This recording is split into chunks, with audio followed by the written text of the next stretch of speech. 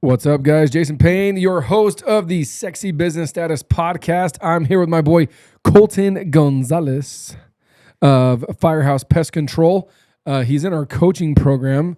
So if you're in my coaching program, you hop on a podcast and get some love and some reels out of it and talk some biz and where you're at and where you're going, what you want to do.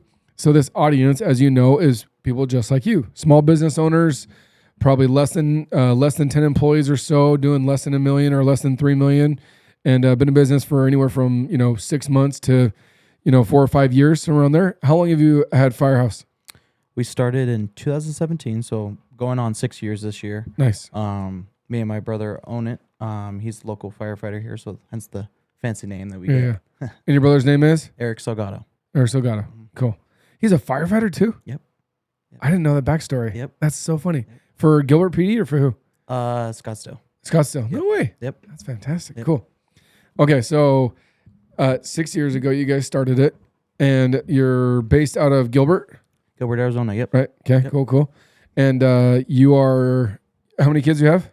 One Boy. boy. 2-year-old. Girl on the way. Girl on the way. Yep. Nice. Yep. I spilled the beans. I didn't even tell you before. I forgot about that. Spilled the beans. It's okay. We won't release this podcast for like 2 or 3 weeks, so you'll be okay. Yeah. We'll let the cat out of the. I'll let you do that, so I don't have to do it on my podcast. Yeah, no. Yep. How'd you find out that Colton's having a baby? I was like, well, on this podcast that we did. That's fantastic. Congrats, man, dude. I love kids, man. There's nothing.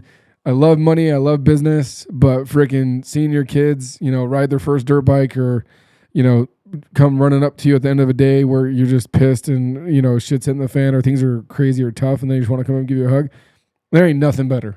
I never realized, obviously before my son, I was a single guy, started the business. I had a level of drive, but when my son came, and as you know, it's just another level that I didn't even know about. And those little things that you don't even realize are special moments are huge too. I love it. Yeah, that's one of the biggest things for me is I love hiring people that are married and or have kids. Yep. Because there's some sort of pressure. If they're married, nothing crazy, but like if you're single, what's your we call them rights and responsibilities. Mm-hmm. What are those?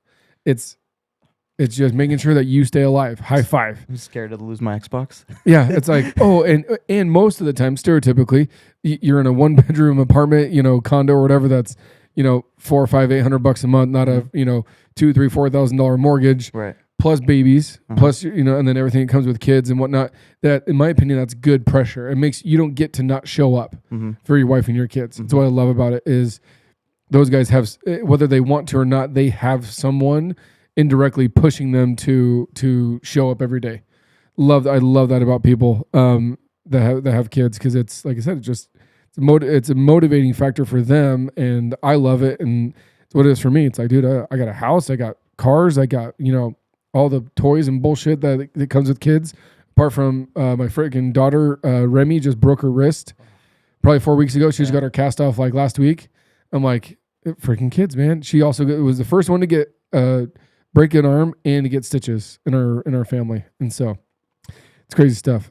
So talk to me about work and life balance with a 2-year-old and one on the way. What do you do to keep yourself sane right now? And what would you score yourself in? Are you a 10? Are you a 5? Like, where are you at with making sure that you still show up and you're still growing your business, working on it, kicking ass, but you also are not going to have your son raised by somebody else? Yeah, absolutely. So that's kind of the toughest thing, and you could probably attest to this too as a business owner, is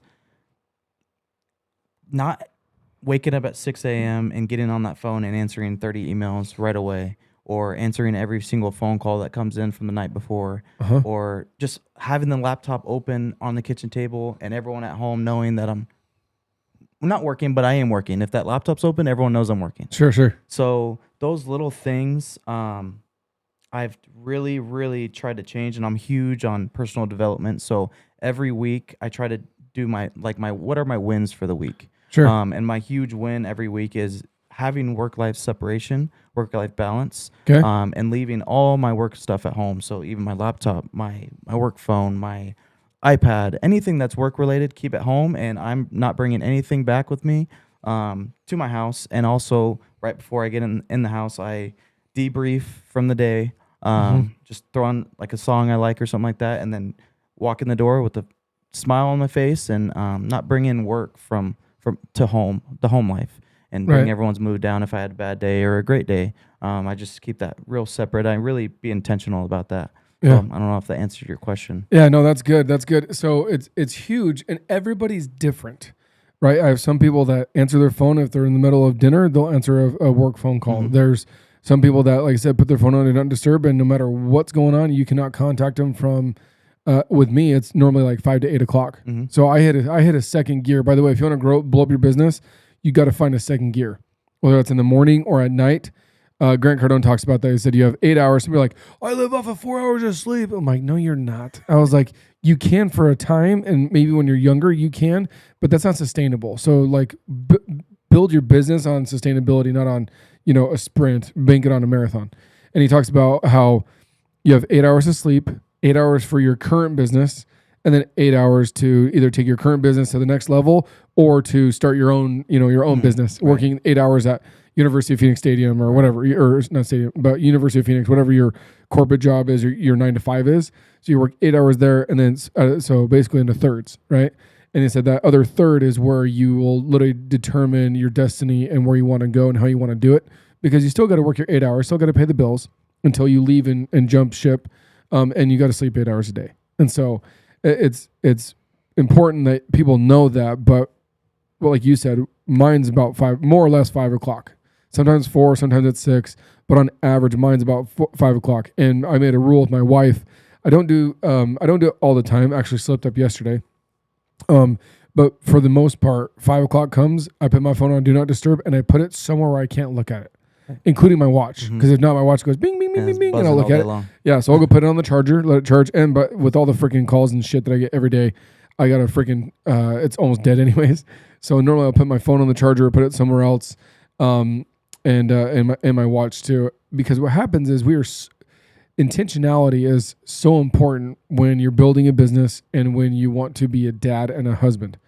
And the reason why is because like right now, if my wife wanted to get a hold of me on this podcast, she couldn't get a hold of me. And now she knows my schedule and she knows I have a podcast right now, and she would not call me right now. If she did, and I didn't answer, she can't get mad at me because she knows that right now, this is important right now. If it's a 911, different conversation, that's a unicorn. We're not going to go into that. But, we're very specific and intentional what we do while we're at work, right? Like we don't do family stuff. We don't, do this and do that, but we put our head down, we grind. When are we putting our head down and grind with our kids, right? With our spouse. And when people understand that, and everybody's calendar is different. I have people that their go time as a realtor. I have buddies that they wake up, they take their kids to school, they go to breakfast with their wife, all that stuff, and they don't start their day till like 10 o'clock in the morning.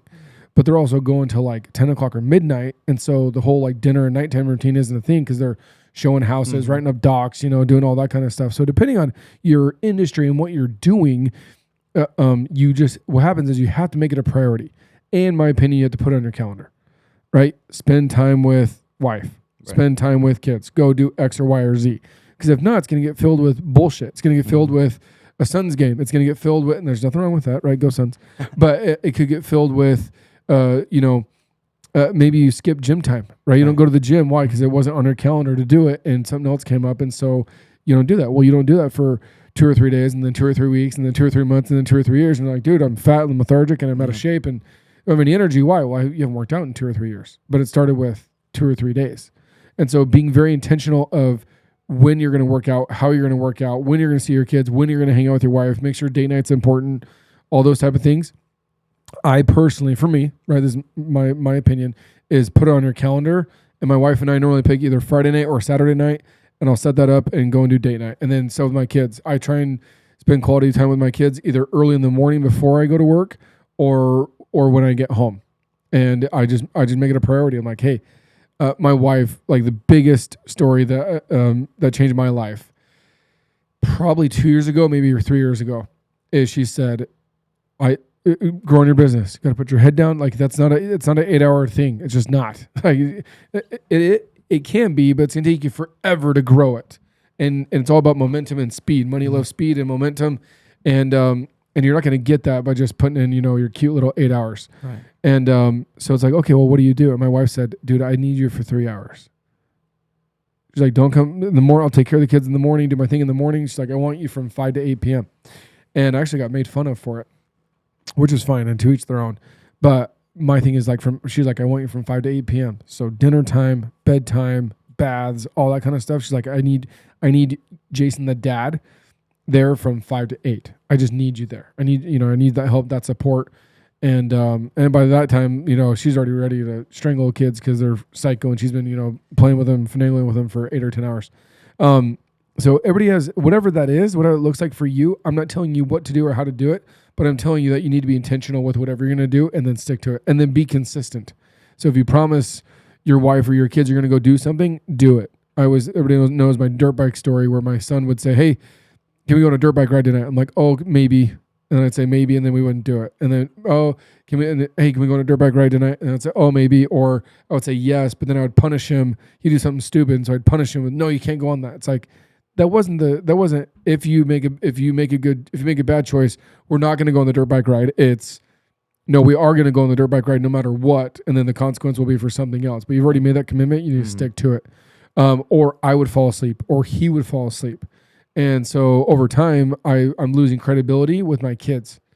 And my wife pointed it out. She's like, you're breaking their hearts because you make a commitment or a promise, and then you break it because you're tired, or you didn't want to, or because, he did something. He's, 4, 6, 8 years old, whatever, whichever kid it is. And, you didn't stick to your promise. And I'm like, holy crap. That's like a punch you in the throat. Huh? Dude, that hit me hard. That was like a dagger with a twist. Yep. So, let's talk about business partners. I'm not going to go there. I don't have any good experiences with business partners, so I'm not going to go down that road. But so you and Eric are family apart from business partners. Yep. So he's your brothers. Older? Are you older or younger? He's 6 years older than me. He is 6 years older than you. Okay. How old are you guys? He's 31, 25. 31, 25. Yep. Oh, okay. Okay. Right on. I paused because I always forget his age. Mind me, but yeah. 31, cool. 32. 31, 32. I'm okay. 25. And then 25. Mm-hmm. Awesome. So talk about that. Why did you go into business with your brother, and then not just in general, but also as your brother, to run with that and pros and cons and whatnot. So people that either do have a partnership, how yours works, how you guys communicate the good and the bad and the ugly of it. Yeah. I hate when people come on here and all they talk about is how wonderful their marriage is and how wonderful their business is, how wonderful their partnership is. I'm like, dude, I want to see the bloody, I want to see the knuckles. Like, I don't need details, but I want to know like where it sucks and why it sucks and how we can, how to push through those things. Right. So, to clarify, he's my brother-in-law. So my sister is married to him. Oh, brother-in-law. Okay. Brother-in-law. Yep. But we've been in business for 5 years, and those 5 years, it's pretty much like a marriage with a business partner. It's talking to each other every day. It's having a relationship with my girlfriend at home, and then have a relationship at work every day too. Mm-hmm. So you guys got to be we got to be on the same page every single day. Every decision we make on any standpoint has to be agreed upon 50-50. Sure. So that it's tough sometimes. Let's run with that because I've never been in a partnership where there was a 50-50, and I know that people butt heads. Uh-huh. And so mine was thirds, so our vote was 2/3. So it was. I mean, we made decisions freakishly fast. Right. Because it was like, okay, yes or no, and literally, okay, cool, no, boom, we move on. When it's 50-50, apart from being brother or brother-in-laws, how if you say yes and he says no, or vice versa, how do you figure out who wins? So at first we had a tough time, like just agreeing on things. I wouldn't say we've really had a real issue agreeing on things, but just disagreements, things that we believed in more than other things. It helped because it was just us two for a long time. So there's no employees, no nothing. It was just us two kind of grinding together, figuring out things together, and then learning as we go. So there's really no decisions until like employees came in place or bigger decisions came in place because of the employees, and we're growing. So just figuring out the differences, meeting in the middle is a huge thing. And that's really all when you say meeting in the middle, I'm gonna assume that you're referring to humility, willingness to hear him out. Mm-hmm. Is that what you're referring to? Absolutely. Okay. So it's literally like I talk about. There's two people in a marriage. It's 50-50 with us too. So communication's key with us. Meeting in the middle, as in like disagreement, but we kind of got to hear each other out first. Why you think that way? Why you want to do that thing? So that's kind of, I don't know if that answered your question, but that's kind of the marriage part of the business partner, and we've done a great job on navigating through disagreements and agreements as well, and we're on the same page 99% of the time too. So. Yeah, because it's funny you say the word marriage in your business relationship. Well, in marriage, you have a honeymoon phase. Yep. Right? The first 6 months, 12 months, whatever. It's amazing. It's so good. We're killing it. It's great. It's wonderful. Yep. And then that wears off and you're like, oh shit, like trying to build our business. There's no money to pay us because we're growing the business, or every dollar that we make, we're putting it back into the business. And the leads aren't coming in, and you don't have the money to buy the sprayer and the hoses and the reels and the, all that stuff as you're trying to go. And then you're working 12 or 18 hours a day, and he's working 12 to 18 hours a day. And then, emotions get the best of us. Yep. And as Brandon Dawson teaches us, and I give him credit every time I bring it up, is no emotion in business. Except for the only emotion that is allowed in business is the emotion of celebration. Right? So that being said, as you're growing, how many employees do you have now? 6. You have 6. Okay. Does that include you and Eric? No. So you have 8. 4 technicians and an office lady and an inbound, outbound sales call center. Call center. Okay, cool. And then you 2. So you have 8. 8 total. Cool, yep. cool. Okay. And you're trying to get to 1.5 this year? That's correct. Right? Dope. Cool. So over the past 4 or 5 years compared to now, this is going to be a shameless plug for Sexy Business Status Coaching. You're in a program. What made you guys decide to get into coaching? I love where people talk about, your first 4 or 5, 6 years, you're kind of stagnant, right? Like you're doing, you had some momentum and whatnot, but you're kind of just throwing shit up against the wall and doing the best that you can, or the best you and Eric can. Right. But there comes a point where you got to be like, okay, this is where our skill set, our determination, our wit, our growth, our grind, our grit, or whatever have come to. There comes a point where you're like, okay, we need some external pressure, accountability, support. Yeah. Tell the story of that with you and Eric. Yeah. And to getting into here. So we're 5 years in. I would say the first couple years I had a full-time job. I was working at a restaurant in Gilbert. And then he has a full-time job. So we were kind of half in, half out, kind of acting like the business was the part-time job kind of thing. So that's where the growth wasn't really happening. It was very stagnant at first. Year 3, COVID hit. Restaurant was not the best industry at the time. Sure. And rough. Super rough. So I was like, hey, I'm going to put all my eggs in the business. And it really took off from there because, again, people were at home seeing bugs too. Sure. So 3 years of real growth. We've doubled every year since. Love it. But finding that external motivation, I've seen your videos on Instagram, Facebook. I've heard about you. You're a Gilbert native like I am as well.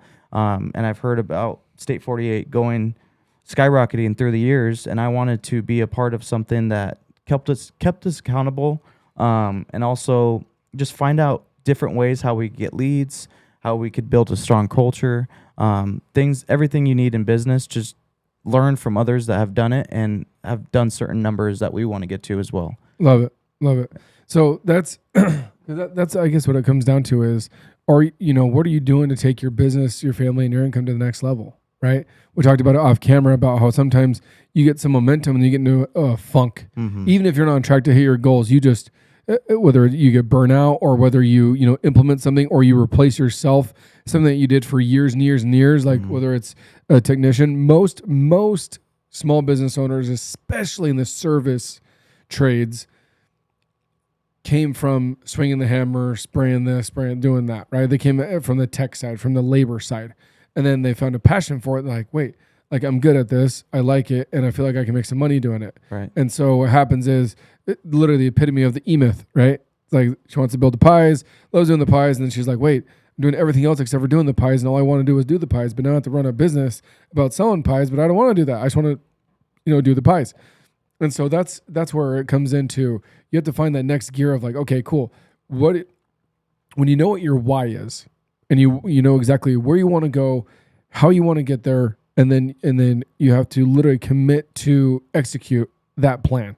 A lot of us will hit a goal or we'll have a goal and we'll reach it, whether it's hiring somebody, delegating, right? I always talk about hire and delegate, right? Hire somebody, that 2,500 rule.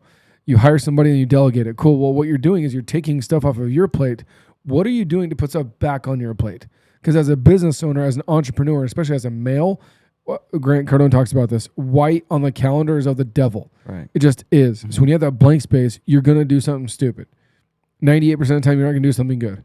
you just aren't, right? And so you got to fill it. Whether it's with working out or like I said, that second hobby, or just doubling down on your business, right? Just increasing your marketing efforts, or networking, creating those relationships, starting a podcast, right? Where you can get on other people's stages and whatnot.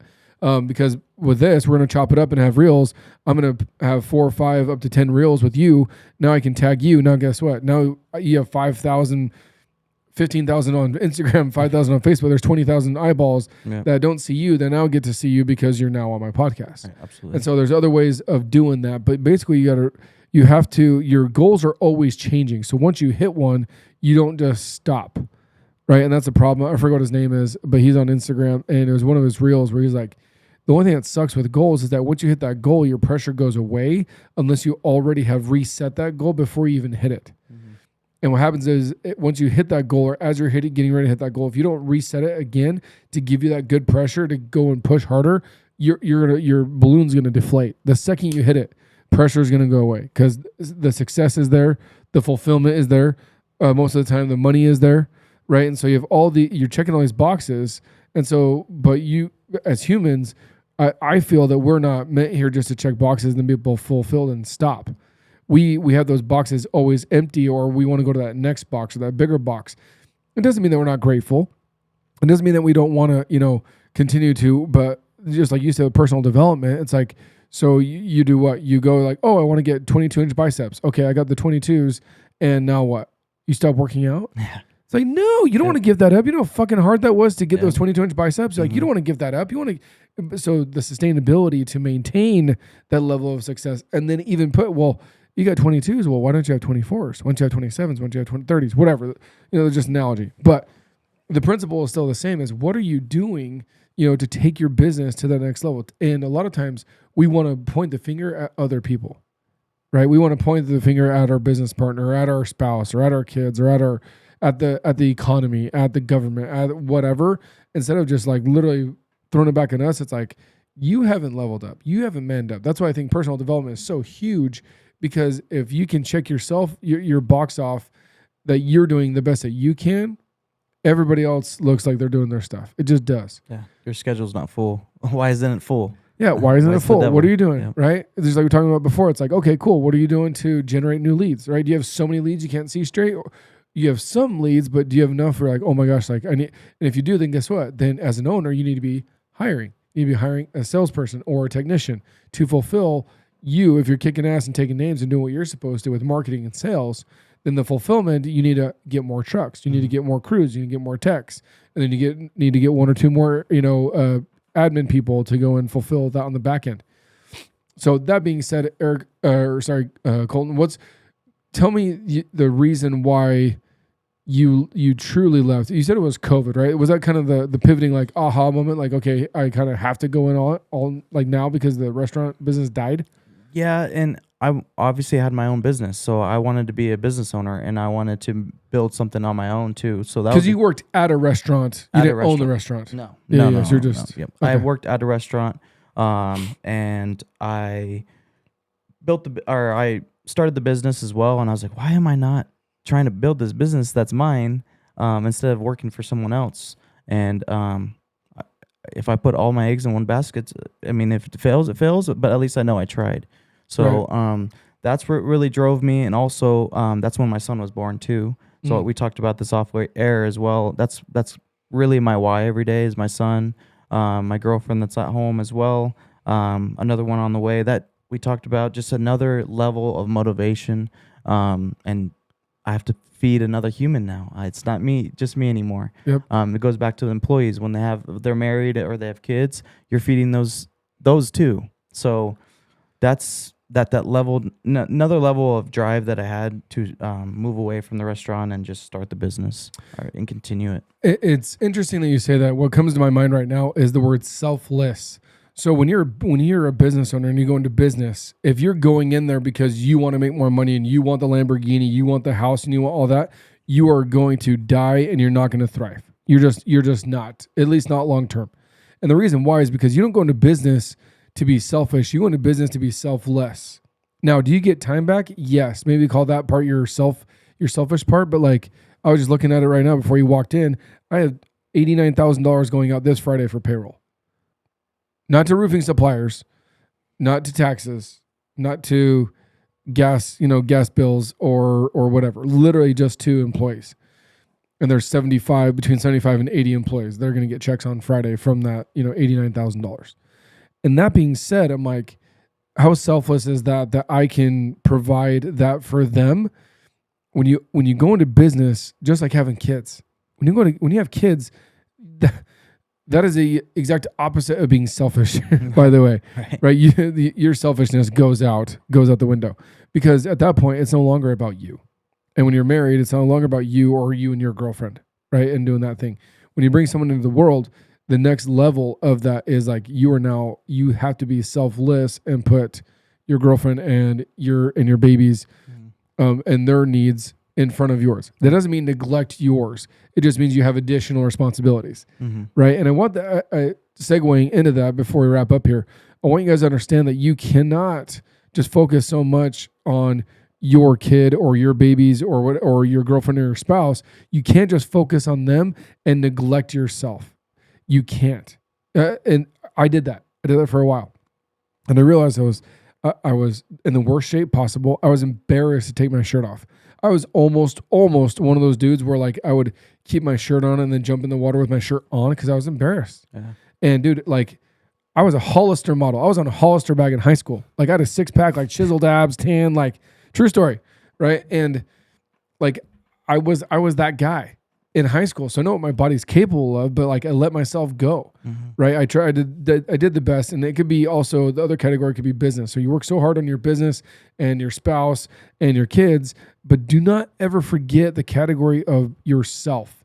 Like, because if you don't have your shit together, right, and you're in a funk and you're depressed and you're a hot mess, it's really hard to give what your spouse or your girlfriend or your kids need from you when you're in that kind of state. So you never neglect yourself and working on yourself. That's why I tell people wake up early. Like go to bed early, wake up early. I'm doing 75 hard right now. Oh god, so tired. Midnight workouts. Oh, fucking dude, yeah. I actually brainwash myself in a good way because it's overcoming mental toughness. Like one of my kiddos had a fever last night, like 102, burning up, and I want nothing just to like lay there, hold him, let him fall asleep, and then just pass out with him, right? And my wife literally leaned over to me and she said, "Do you have the mental, whatever she said, toughness or the mental capacity to go get another workout in?" And I'm like, "Yes." Because I don't want to fail myself. A lot of us are so scared to fail our employees, to fail our clients, to fail our spouse or our girlfriend, to fail our kids. We are so willing, and so it doesn't even faze us to fail ourselves. And I think that's absolute bullshit. And I did that for years, plural. I did that for a long time. And as I was building my uncle's roofing company with him and then started my own and doing that, like I neglected myself for so long. And I said, I will never, no matter how big or small a roofing company is, I will never neglect myself because I want to, as I preach this like crazy too, become the best version of myself and reach my true potential, right? Because if I can do that, I can impact more people. Right. And then if Jason's like that, the 75 employees you have are going to be just like Jason or try to act like Jason as well. Well, and so if you're trying to, right. Yeah, if you're trying to disrespect yourself, then your employees see that, or your team members, and it just trickles down the line, and your kids as well. Well, you're a hypocrite at that point, right? It's really hard to set the example of don't cuss when you're dropping F-bombs. Right. It's, stay in shape and lose weight and make your health and fitness a priority, and you're 50 pounds overweight, right? Or put whatever it is, whatever you're going to use there, or like, hey, like don't live paycheck to paycheck, but here you are blowing every dollar that you have, right? And not being smart with your money. And so whatever that comes down to, guys, is always make yourself the first. That's where you do become selfish, is that personal development, like that morning time or that night time where you either are reading or working out, right? I saw, what day are you on? Did you stop, by the way? I went to 63 because I don't want to stop at 60. You went to 63? Yep. Did you stop after that? Yep. You stopped. Okay. So Colten, shameless plug for Colten. Colten did 60 minutes a day of cardio. Incline, 3-speed, 15. Incline, 3-speed. The 3-speed, 15-degree incline for 60 minutes. Yep. Did you ever do it with a vest? I did. You did? Like 3/3 of it. So 20 days of it I did. 20 days of it. Yeah. Yeah. I think when you sent me it, I was on like day 30. I sent him a vest. I sent him like a 30-pound vest, right? Yeah. Dude, game changer. Ooh, game changer. Rock your world. Game changer. So it's crazy. To the point where like when you do it, you have to leave the vest outside to air out for a little bit because you can't leave it in your car because it's getting all. Oh no. Yeah. I actually keep mine on, and get in my car or my truck. I roll down the windows, and I drive home, and I literally I take it off and I flip it almost inside out. Yep. And I leave it like on my tile. Mm-hmm. I can't put it on my carpet because I was like, that shit's gonna like the nastiness is gonna like ooze into my carpet. Yeah. So I put it on my tile or I put it in my front porch or my garage and let it air out. Mm-hmm. You know what's crazy is you know you're doing 75 hard when ... when you finish one workout at like midnight or 12:30 in the morning, you do the next one at 6 and it's still wet from the night before. Still not dry. That's freaking gross. Yeah. It's gross, but it's a good thing. But yeah, so the whole like 75 hard part is I don't ever do my second workout before 9 o'clock on purpose. Some people will do one in the morning at 6 and then take their kids to school or do whatever, and they'll knock another one out like 8 or 9 or 10 o'clock in the morning because you can't do them back to back, right? You have to separate them, and one of them has to be outside. But I do mine at night because that's where that mental toughness comes in. And I'm always looking for ways to take my mental toughness to the next level. And I do that because I follow freaking savages like Brad Lee and David Goggins, right? I'm listening to his book right now. Not Can't Hurt Me. That's his first one. What's his second one called? Oh my gosh, it's bugging me now. I got to tell you guys. So those listening on podcast, what is the freaking book called? Anyways, David Goggins has the second one. Oh, Never Finished. Never finished. That's the one with his face on it, right?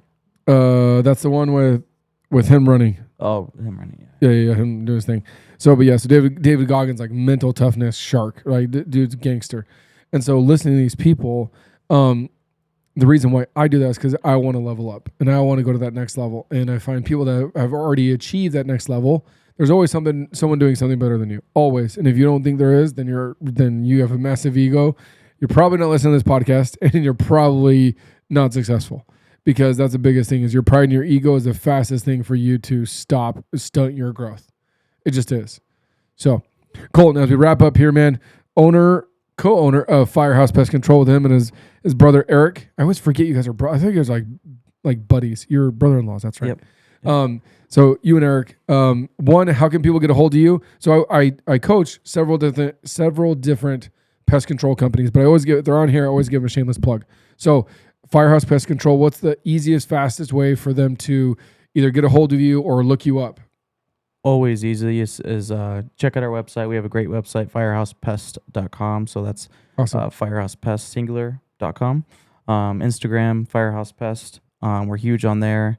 Facebook, same thing. And then which one were you cranking at before you found me and I said you needed to do both? You were killing it on one and then like nothing on the other one. Instagram has always been like gangster. Okay, so okay. I remember you were killing it on one, but I know I personally I go to Instagram first, then I go to Facebook. Mm-hmm. So I go to Instagram and he's like, "Oh yeah, we're killing on social media," and I'm like, "Bro, like you're not doing if that's killing it on social media, like then." The second coming is around the corner. You're in big trouble. Right. But you're like, no, Facebook. I'm like, oh, so look at Facebook. And it's like a whole different business. Yep. And then I'm like, Colten, you got to do both, bro. Yep. Because some people only follow you, little tip for you guys. Some people will follow you on Facebook, but not on Instagram or vice versa. Right.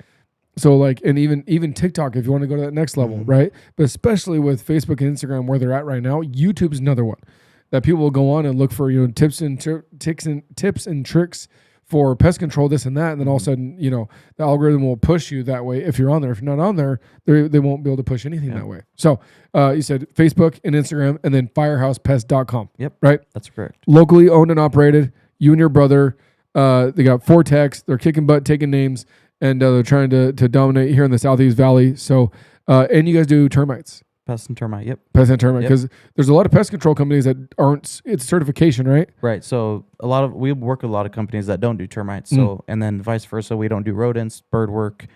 We exchange work. Oh, cool. Yep. So you work with other guys. Okay. Yep. Love it. Cool. Alrighty, guys. This is the Sexy Business Status Podcast. I'm your host, Jason Payne, with my boy Eric. Geez Louise. Eric, I always say Eric and Colten. With Colten Gonzalez, Eric's not here. He's probably fighting a fire right now.